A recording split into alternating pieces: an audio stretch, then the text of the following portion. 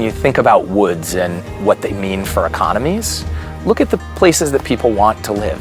They're either giant urban areas like New York City, where the economy is driven by these big companies, or they're places like Saratoga and Glens Falls, where the reason people want to be here is because they're in this sort of ocean of forest.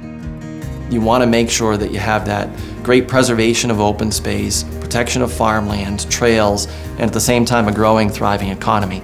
So beginning to figure out how to deal with a landscape like the Palmertown Range really begins to help the economic stability of the tourism industry. Now, there's somebody who bikes the length of the trail will end up at a bed and breakfast in Corinth, or just as likely end up going to a concert at SPAC, or be a Skidmore student or faculty who do research here.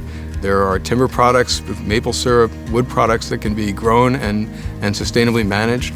I'd love to see a couple places where there's some camping. Bike shops and sporting goods shops, they could all benefit too. There are other owners who may have an interest in creating some tourist-related or trail-related development along the way.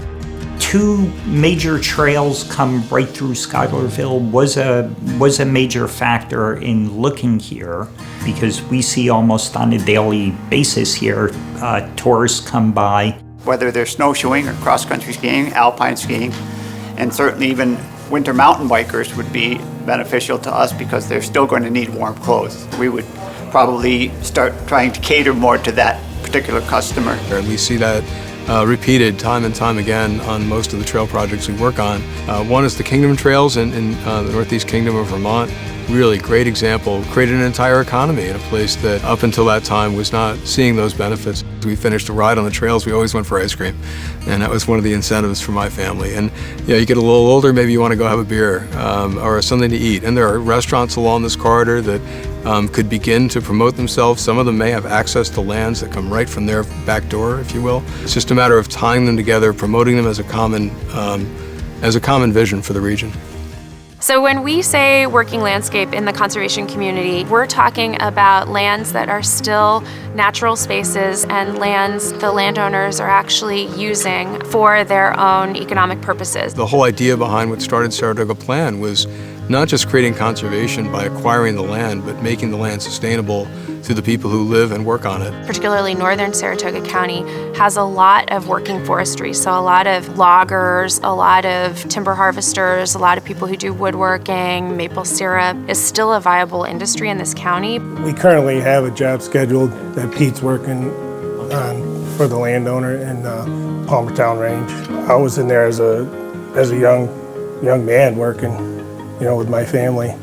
So to have that resource, there, for the future is very important. Chunks of this landscape would remain in management, that you would still have timber harvesting that would provide for rural livelihoods. That kind of landscape scale management is important, and it's an important part of creating diversity on the landscape. It's so good for New York State, and especially Saratoga County, to have this type of production within the community where we're using our natural resources to generate wealth and income. As long as land is managed well, then the timber can continue to be of value to loggers and to forest products industries in general. We see that as actually a really great opportunity for this region. We're drawing people out into the woods. We're keeping these woods intact and bringing with it all the ecosystem services, the carbon sequestration, the water, the biodiversity is coming with it. And at the same time, we're bringing in diversified economic base into the area. Yes, I see tremendous opportunities for innovation in the way that we use those forests, in the way that we use those lands. And I think it proves that this is a place where you can live, work, and play. Say that Palmertown isn't important and that you could clear that could go away. The question is, how many times can you make that decision and it's not a place that people want to live or that people are willing to pay more to live? And there is a point at which this isn't the beautiful place that we grew up or that we moved to, and that is the situation, I think, that has a real impact on the economic bottom line.